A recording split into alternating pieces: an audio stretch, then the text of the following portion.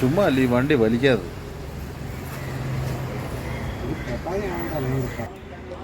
അപ്പോൾ സുഹൃത്തുക്കളെ, ഇത് എൻ്റെ വണ്ടിയുടെ റേഡിയേറ്ററാണ്. ഇതിൻ്റെ കണ്ടീഷനാണ് നിങ്ങൾ കാണുന്നത്. അപ്പോൾ ഇങ്ങനൊരു കണ്ടീഷൻ ആയി കഴിഞ്ഞ് കഴിഞ്ഞാൽ എന്താണ് വണ്ടിക്ക് സംഭവിക്കുന്നുള്ള ചേട്ടൻ പറഞ്ഞുതരും. ചേട്ടാ ഒന്ന് പറഞ്ഞാട്ടെ എന്താ സംഭവിക്കുന്നത്. അതായത് വണ്ടി ഹീറ്റ് ആയി കഴിഞ്ഞാൽ പിന്നെ വണ്ടി കത്താനൊരു പ്രധാന കാരണം ഇത് തന്നെയാണെന്നുള്ളതാണ് നിഗമനം. കാരണം എന്ന് വെച്ചാൽ എഞ്ചിനകത്തോട്ട് വെള്ളം ചെല്ലാതെ വരുമ്പോഴത്തേക്കിന് ഓട്ടോമാറ്റിക്കായിട്ട് സ്റ്റാർട്ടർ കംപ്ലൈൻറ്റ് ഉണ്ടാകുക. അതിന് വയർ ഹീറ്റ് ആയി കഴിയുമ്പോഴത്തേക്ക് അതിൻ്റെ ഇൻസുലേഷൻ ഉരുകി മാറി കഴിയുമ്പോൾ ചെമ്പ് കമ്പി അതിൻ്റെ ബോഡിയോട് ടച്ച് ആകുമ്പോൾ സ്പാർക്കിംഗ് ഉണ്ടാകും. സ്പാർക്കിംഗ് ഉണ്ടായിക്കൊണ്ട് അത് വണ്ടി കത്തുന്ന ഒരു പ്രധാന ഒരു കാരണം ഇതാണെന്നുള്ളതാണ് എൻ്റെ ഒരു നിഗമനം. അത് ശരി. അപ്പോൾ ഇങ്ങനൊരു കണ്ടീഷൻ ആകാതെ എപ്പോഴാണ് നമ്മൾ ഈ റേഡിയേറ്ററിനെ ക്ലീൻ ചെയ്യേണ്ടത്? ഒരു ഏകദേശം കൂളൻ്റ് മാറിക്കൊടുത്താൽ മതി. അപ്പോൾ ഇങ്ങനത്തെ ഒരു സിറ്റുവേഷൻ എങ്ങനെയായിരിക്കും ആകുന്നത്? കൂളൻ്റ് സമയത്ത് മാറാതെ കിടക്കുമ്പോൾ അപ്പോൾ എത്ര കിലോമീറ്റർ ആകുമ്പോഴാണ് നമ്മൾ കിലോമീറ്ററിനുള്ളിൽ നമ്മുടെ ബൈക്കിൻ്റെ ഓയിൽ മാറുന്ന പോലെ തന്നെ കൂളൻ്റും ചേഞ്ച് ചെയ്ത് കൊടുക്കണം. ഇത് ടോപ്പപ്പ് ചെയ്യുന്നതുകൊണ്ടാണ് വിഷയം വരുന്നത്. അതായത് കംപ്ലീറ്റ് അഴിച്ചു വിട്ടിട്ട് വേറെ കൂളൻ്റ് ആകണം. ഓഹോ. അങ്ങനെ സംഭവം. അപ്പോൾ ഇതാണ് വണ്ടിയുടെ റേഡിയേറ്ററിൻ്റെ കണ്ടീഷൻ. വളരെ ശോചനീയമായ അവസ്ഥയാണ്. എന്തായാലും ഇത് ക്ലീൻ ചെയ്തിട്ട് അതിൻ്റെ കൂടെ ഒരു വീഡിയോ ഇടുന്നതാണ്. നമ്മളിപ്പം കണ്ടുകൊണ്ടിരിക്കുന്ന റേഡിയേറ്റർ ക്ലീൻ ചെയ്യുന്ന ഒരു സംഭവമാണ്. ഇതിൻ്റെ ഓരോ ഇങ്ങനത്തെ ചെറിയ ഹോളുകളുണ്ട്. ആ ചെറിയ ഹോളുകളിനകത്തു നിന്നാണ് ഈ കൂളൻ്റ് എല്ലാം പാസ്സായി വണ്ടിയെ തണുപ്പിച്ച് നിർത്തുന്നത്. അപ്പോൾ ചേട്ടനിപ്പോൾ ഓരോ ചെറിയ ഹോൾ ഇങ്ങനെ ക്ലീൻ ആക്കിക്കൊണ്ടിരിക്കുന്നത്. എൻ്റെ പൊന്നെ, ഇത് കണ്ടിട്ട് തന്നെ ഏതാണ്ട്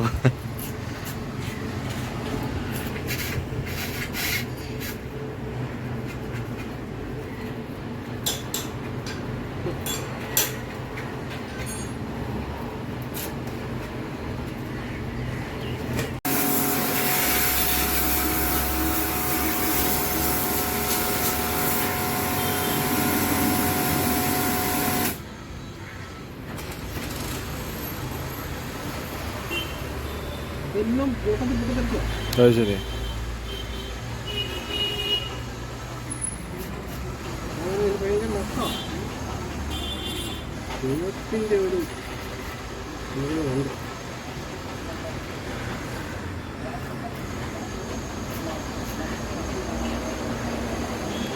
സത്യം ഇത് പൊട്ടിത്തെറിക്കാൻ ഞാൻ ഭാഗ്യമായി അല്ലേ?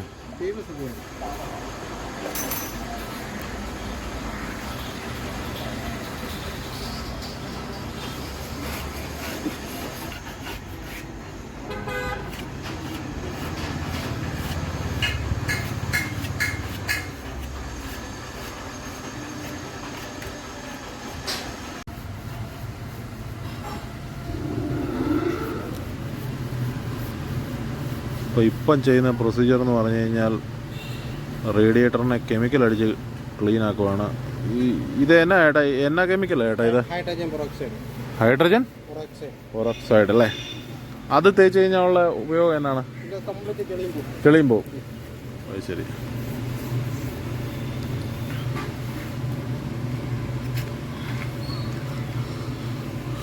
അപ്പം നമ്മുടെ വണ്ടിയുടെ റേഡിയേറ്റർ, അതായത് ഇതിനെ വേണമെങ്കിൽ ഹൃദയം എന്ന് പറയാം, അതിനെ പൂർണ്ണമായി ക്ലീനാക്കി റെഡിയാക്കി ഒരു പുതിയ റേഡിയേറ്റർ, അതായത് ഒരു പുതിയ വണ്ടിക്ക് അത് വരുന്ന റേഡിയേറ്റർ പോലെ ആക്കി തരുവാണ്. ഞാനിപ്പോൾ നിൽക്കുന്നത് തിരുവല്ലയിലാണ്. തിരുവല്ല നമ്മുടെ ബജാജിൻ്റെ ഷോറൂമിൻ്റെ തൊട്ടിപ്പുറത്തുള്ള മനു റേഡിയേറ്റർ വർക്കിലാണ് ഞാനിപ്പം നിൽക്കുന്നത്. അവിടെ നിന്നുള്ള കാഴ്ചകളാണ് നിങ്ങൾക്ക് കാണാൻ സാധിക്കുന്നത്.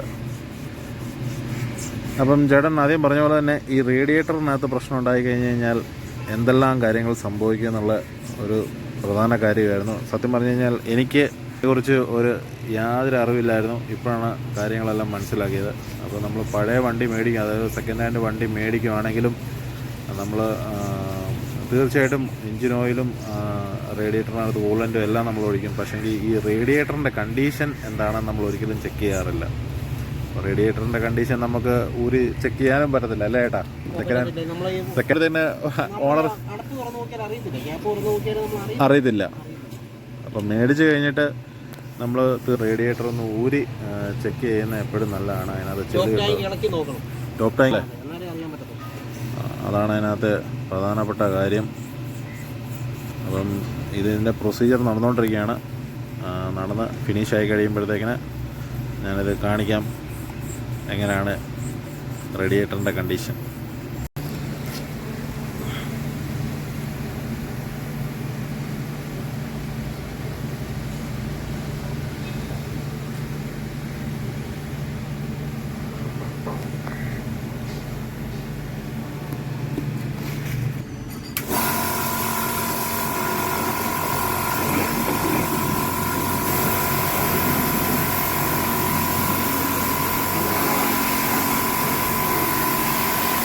അപ്പോൾ കെമിക്കൽ ഒഴിച്ച് കഴിഞ്ഞാൽ പ്രോപ്പറായിട്ട് ഇത് കഴുകിയെടുക്കുകയാണ്. കഴുകിയെടുത്ത് കഴിഞ്ഞിട്ട് എന്താ സംഭവിക്കുന്നത് നമുക്ക് നോക്കാം. അപ്പോൾ ഇത് കഴുകുന്നതിൻ്റെ ഭാഗമാണ് നമുക്കിപ്പോൾ കാണാൻ സാധിക്കുന്നത്.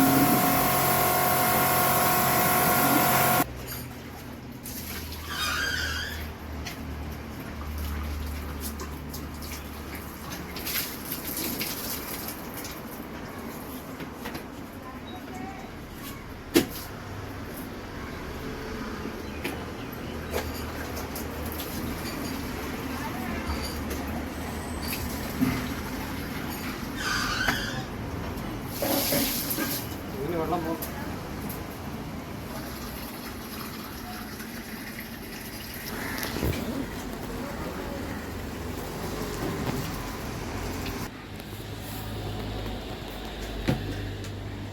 ഇപ്പോൾ നമുക്ക് അപ്പുറം കാണാം. നേരത്തെ കാണത്തില്ല. പിന്നെ അതിൻ്റെ കാറ്റ് കയറി ഇറങ്ങി മാത്രമേ ഇപ്പോൾ കാണത്തില്ല. അപ്പുറം കാണാം. ഇപ്പം നമുക്ക് അപ്പുറം ഇപ്പുറം നമുക്ക് കാണാൻ സാധിക്കും. ആദ്യം വന്നപ്പം ഈ സിറ്റുവേഷൻ അല്ലായിരുന്നല്ലോ ഏട്ടാ. എന്നായിരുന്നു സിറ്റുവേഷൻ? അടഞ്ഞിരിക്കുകയായിരുന്നല്ലേ? കാറ്റ് കയറത്തില്ല. കാറ്റ് കയറിയെങ്കിൽ മാത്രമേ ഈ പൈപ്പ് തണുക്കത്തുള്ളൂ, ഈ സെല്ല് തണുക്കത്തുള്ളൂ. ഓ അത് ശരി, അങ്ങനെയാണ് അതിൻ്റെ ഫംഗ്ഷനിങ്. ഓ ശരി, ഒരു പ്രധാന ഘടകമാണ്. അപ്പോൾ ഇതാണ് നമ്മൾ ചെറിയ ബേസിക് ആയിട്ടുള്ള കാര്യങ്ങൾ നമ്മൾ എപ്പോഴും മനസ്സിലാക്കണം. അതിൻ്റെ ഒരു ഉത്തമ ഉദാഹരണമാണ് നമ്മളിപ്പം കണ്ടത്. അപ്പം ഒരു ചെറിയ സാധനമല്ല റേഡിയേറ്റർ എന്ന് പറയുന്നത്. അതായത് നമ്മളൊക്കെ മനസ്സിലാക്കിയിരിക്കുന്നത് പറഞ്ഞു കഴിഞ്ഞാൽ റേഡിയേറ്റർ എഞ്ചിനെ മാത്രം തണുപ്പിക്കുന്ന ഒരു സാധനമാണ്. പക്ഷേ അത് എത്രമാത്രം വൃത്തിയോടെ അത് സൂക്ഷിക്കണമെന്നുള്ള കാര്യം ഇപ്പോഴാണ് മനസ്സിലാക്കുന്നത്. ഇപ്പോൾ ചൂടാക്കി ചെയ്യുന്ന ചെറിയതാണ്. ഇതെന്താ ഏട്ടാ ചെയ്യുന്നത്?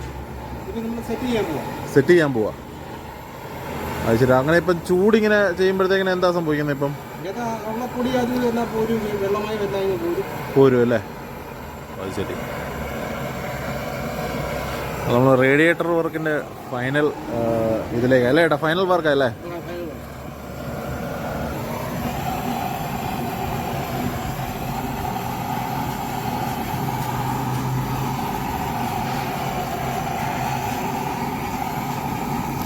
ഈ ചള്ള പോലെ ഇങ്ങനെ ഇരിക്കുന്ന ഇത് കുഴപ്പമില്ലേ? ഒന്നുകൂടെ അടിക്കും.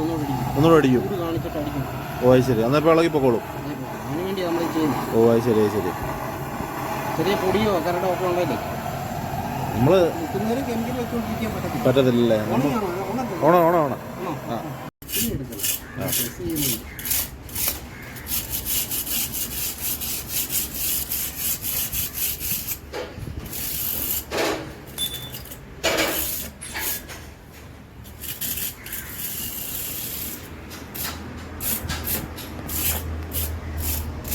അതുപോലെ തന്നെ ചേട്ടൻ ഇതിനകത്ത് പ്രധാനപ്പെട്ട ഒരു കാര്യം പറഞ്ഞത്, അതായത് ചേട്ടൻ നമ്മളിപ്പം ഇതിനകത്തേക്ക് ആണെങ്കിൽ നമ്മൾ ഒത്തിരി പ്രഷറിൽ അടിക്കാൻ പറ്റത്തില്ലല്ലേ? ഒരുപാട് പ്രഷർ അടിക്കാൻ പറ്റത്തില്ല. അങ്ങനെ എന്താണ് അതിൻ്റെ കാരണം? ഇതിൻ്റെ സെല്ല് അടഞ്ഞു പോകും അല്ലേ? ഓ ശരി. അത് നമ്മൾ മനസ്സിലാക്കേണ്ട ഒരു കാര്യമാണ്. നമ്മളിപ്പം ഒരു മെക്കാനിക്ക് ഇപ്പോൾ ഇത് അഴിച്ച് തന്നിട്ട് നിങ്ങളോട് പറയുകയാണ് സർവീസ് സ്റ്റേഷനിൽ കൊണ്ട് ഏതെങ്കിലും ഒരു കാറ് കഴുകുന്ന സർവീസ് സ്റ്റേഷനിൽ കൊണ്ട് ഇത് ക്ലീൻ ചെയ്യാമെന്ന് പറഞ്ഞു കഴിഞ്ഞാൽ ഒരിക്കലും അത് ചെയ്യരുത്. കാരണം അതിന് ചെയ്യുന്നതിന് അതിൻ്റേതായിട്ടുള്ള പ്രൊസീജിയറുണ്ട്.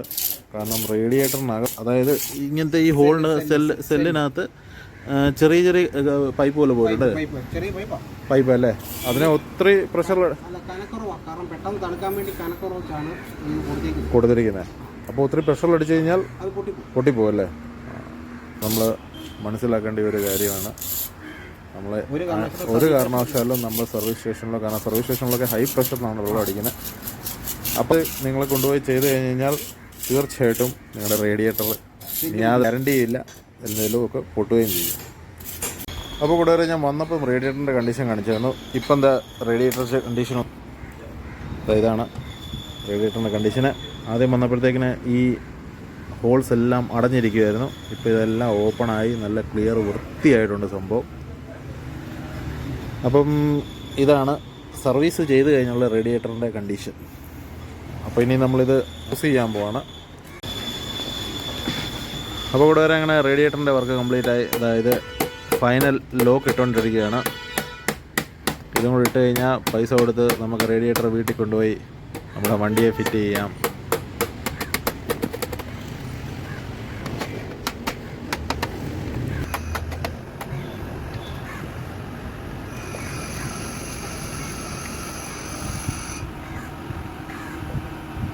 ഇതിപ്പോൾ ഞെക്കി അത് ലോക്കിലോട്ട് സെറ്റ് ചെയ്യുമോ അല്ലേ?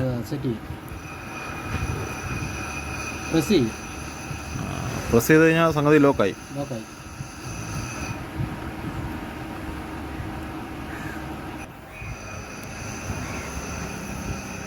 ഇതാണ് മഹീന്ദ്ര ബൊലേറോയുടെ റേഡിയേറ്റർ. ഇത് സംഭവം മൊത്തം അലൂമിനിയമാണ് നമ്മൾ ഈ കാണുന്നത്. അതായത് നമ്മൾ തൊട്ട് കഴിഞ്ഞ് കഴിഞ്ഞാൽ ഇതിങ്ങനെ ഇതുപോലെ തന്നെ ഇതുപോലെ മടങ്ങിപ്പോകും സംഭവം. എൻ്റെ തൊട്ടിപ്പുറത്തുന്നത് നമ്മുടെ പഴയ മാരുതി 800 പണ്ടത്തെ കാലത്തെ ആദ്യം ഇറങ്ങിയ സമയത്ത് അല്ലേ ഏട്ടാ?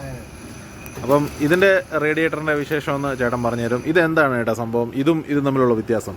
ഇത് പിത്തളയാണ്. ആ ചെമ്പുവാ. അത് ശരി. അംബാസഡറിൻ്റെ ആണ്. അപ്പം നമുക്കതിൻ്റെ ക്വാളിറ്റി മനസ്സിലാക്കാൻ നമ്മളിത് തൊട്ട് കഴിഞ്ഞ് കഴിഞ്ഞാൽ ഇതെല്ലാം മടങ്ങിപ്പോകും. പക്ഷേ ഇതേ തൊട്ട് കഴിഞ്ഞ് കഴിഞ്ഞാൽ ഇതൊന്നും മടങ്ങത്തില്ല. ഭയങ്കര സ്ട്രോങ് ആണ് സംഭവം. അപ്പം തന്നെ ഇപ്പോഴാണ് വണ്ടികളൊക്കെ കത്താൻ തുടങ്ങിയിരിക്കുന്നത്. പണ്ടത്തെ കാലത്തത് വണ്ടി കത്ത് നമ്മൾ കേട്ടിട്ട് പോലും ഇല്ല. അതിൻ്റെ ഒരു പ്രധാന ഇതുപോലത്തെ ഇത് തമ്മിലുള്ള വ്യത്യാസം ഇത്തരത്തിലുള്ള റേഡിയേറ്ററും. അപ്പോൾ എന്തായാലും നല്ലൊരു അനുഭവമാണ് ഇവിടെ വന്നത്. ഒരിക്കലും വീഡിയോ ചെയ്യാൻ ആഗ്രഹിച്ചു വന്നതല്ല, പക്ഷെങ്കിൽ ഇതിൻ്റെ കാര്യങ്ങളൊക്കെ മനസ്സിലാക്കിയപ്പോഴത്തേക്കിന് ഒത്തിരി നല്ല അറിവാണ് ഇവിടെ വന്ന് കിട്ടിയിരിക്കുന്നത്. അപ്പം തീർച്ചയായിട്ടും നിങ്ങൾ തിരുവല്ല ഭാഗത്ത് ഒക്കെ ഉള്ള ആൾക്കാരാണെങ്കിൽ, അല്ലെങ്കിൽ കുറച്ച് ദൂരെയുള്ള ആൾക്കാരാണെങ്കിലും എന്നാ പറയുന്നത് മനുഷ്യനെ വിളിച്ചാലോ അല്ലെങ്കിൽ എന്നാ പറയുന്നത് ഇവിടെ കൊണ്ടുവന്ന് സാധനങ്ങളൊക്കെ കൊടുത്താലും നല്ല നീറ്റ് ആൻഡ് ക്ലീൻ ആക്കി റേഡിയേറ്റർ തരുമെന്ന് യാതൊരു സംശയമില്ല. എല്ലാവരും വീഡിയോ കണ്ട് മനസ്സിലാക്കിയെന്ന് ഞാൻ വിശ്വസിക്കുന്നു.